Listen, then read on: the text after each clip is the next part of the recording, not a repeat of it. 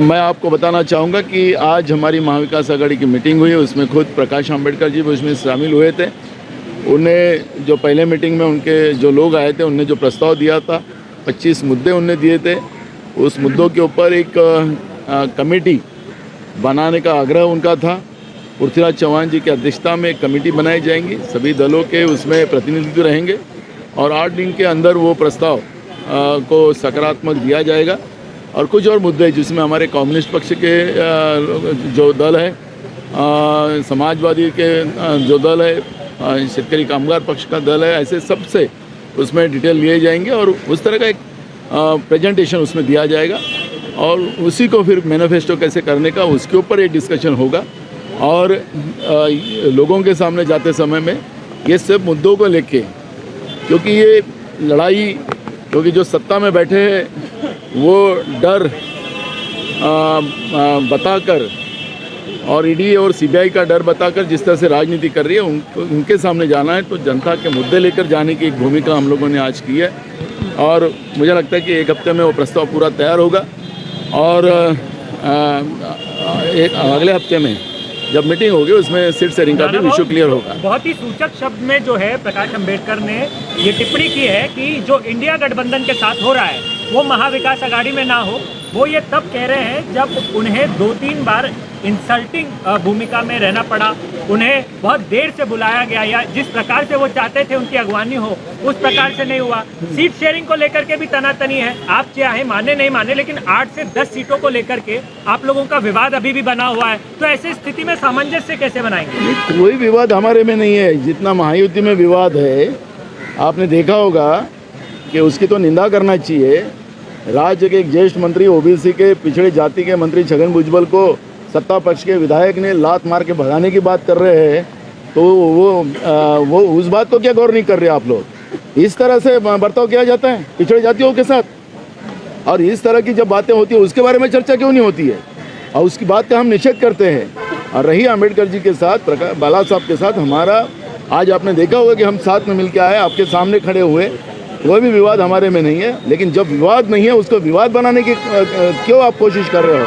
लेकिन वो जो महायुति में जो पाप चल रहा है उसके बारे में क्यों नहीं चर्चा करते? क्यों बीजेपी ने जिस तरह से देश को तबाह कर दिया है उसके बारे में चर्चा क्यों नहीं की जाती है? यह भी सवाल आप लोगों से मैं पूछना चाहूँगा। संजय गायकवाडांबद्दल उन्होंने कहा कि पहले ममता बनर्जी, फिर नीतीश कुमार, फिर आम आदमी पार्टी और अब सपा ने 11 सीटों को देखकर एक तरह से आप लोग देखो दूसरे राज्यों में देखो मेरा यही समझना कि महाराष्ट्र एक शाहू फुले अम्बेडकर विचारधारा का स्टेट रहा है और जो भी क्रांति बनी है वो महाराष्ट्र से बनी है। और हम लोगों ने, सब लोगों ने मिलकर ये सोचा कि अब संवैधानिक और लोकतांत्रिक व्यवस्था खतरे में है और जिसमें हमारा चौथा स्तंभ भी, उसको भी दबाया गया है। ऐसे समय में हम लोगों ने एक साथ आकर लड़ने का एक मानस हमने बनाया है और पूरी ताकत के साथ हम लड़ेंगे और हम जीतेंगे देश के अलग राज्यों में, क्योंकि यही से मैसेज पूरे देश में जाएगा। और ये संकल्प लेके हम लोग आज बैठे थे। बंटवारे को लेकर के कुछ बातें हुई हैं,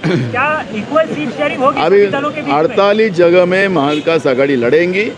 हमारे मेरिट के आधार पर सीट का बंटवारा होगा और सभी जगह महाविकास आघाड़ी जीतेंगे। संजय गायकवाड यांनी ज्या पद्धतीनं भुजबळ यांच्याबद्दल वक्तव्य केलंय त्याचा तुम्ही निषेध करताय?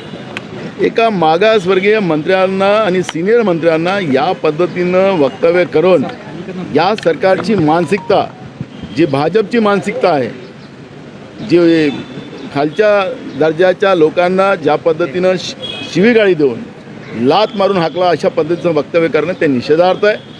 सरकारने माफी मागावी आणि संजय गायकवाडला पहिले त्याला निलंबित करावं अगर या सरकारमध्ये धमक असेल तर।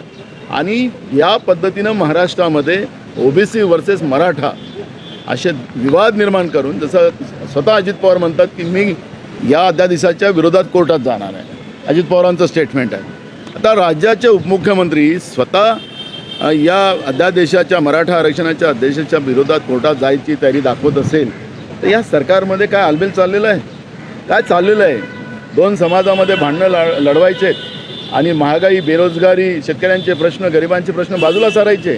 हा तमाशा महाराष्ट्रामध्ये कधी झाला नाही। ते हे भाजप प्रणित येड्याचं सरकार महाराष्ट्रात करते आहे हे महत्त्वाचं आहे आणि ती लढाई आमच्यासाठी महत्त्वाची आहे की राज्याला बरबाद आम्ही होऊ देणार नाही. आम्ही सगळेजण मिळून ही लढाई जिंकू आणि या पद्धतीची वात्रट आणि राज्याची तिजोरी लुटण्याचं पाप जे हे लोक करतात आहेत, राज्याच्या जनतेच्या पैशाची लूट ज्या पद्धतीने माजवलेली आहे. आपल्याला लक्षात असेल की ज्या रस्त्याचं उद्घाटन स्वतः नरेंद्र मोदीजींनी केलं. कोणता रस्ता? समृद्धी. ज्यानं समृद्धी या महाराष्ट्राला येणार आहे त्या रस्त्यावर काय रोज किती लोक मरतात ते आपण बघतो आहे. आता ही समृद्धी आहे. दुसरं, आता त्या रस्त्यावर एक यंत्र बसवायला ते निघालेले आहे. त्याची किंमत 400 कोटी रुपये आहे. त्याची किंमत आता 1400 कोटी रुपये केली. 1000 कोटी रुपये त्याच्यातून लुटायचं काम हे लोक करतात. अशा पद्धतीचं राज्याच्या तिजोरीला लुटण्याचं पाप जे महाराष्ट्राचं सरकार करतं. एकीकडे शेतकऱ्याला द्यायला पैसे नाही, एकीकडे तरुणांना नोकऱ्या द्यायला यांच्याजवळ पैसे नाही. अशी परिस्थिती असताना हे लूटमार करणारं लुटेऱ्याचं सरकार जे महाराष्ट्रात बसलेलं आहे, या सरकारला उत्तर देण्यासाठी मतदानाची वाट या महाराष्ट्रातली जनता बघतात आहे. आमच्यामध्ये कुठलंही भांडण नाही. आम्ही ही लढाई जिंकू आणि जनतेचा आशीर्वाद जिंकू ही आमची भूमिका आहे. बाबा सिद्दीकी आणि झुसान सिद्दीकी काँग्रेसला रामराम करणार अशी चर्चा आहे. तुमचं कोणाशी बोलणं झालंय का? अपने नेताओं को संभालने पाए मराठी. आज झुसान सिद्दीकी आता आमचे CLP नेते बाळासाहेब थोरातांसोबत आता बसलेले आहेत. त्यांची मीटिंग चाललेली आहे. त्यांनी कालही आणि आजही त्यांनी चॅनलला सांगितले की मी काँग्रेस सोडणार नाही. आता तुम्ही लोक दाखवत आहात तर त्याच्यामुळे मला काही त्याचा इश्यू नाही आहे.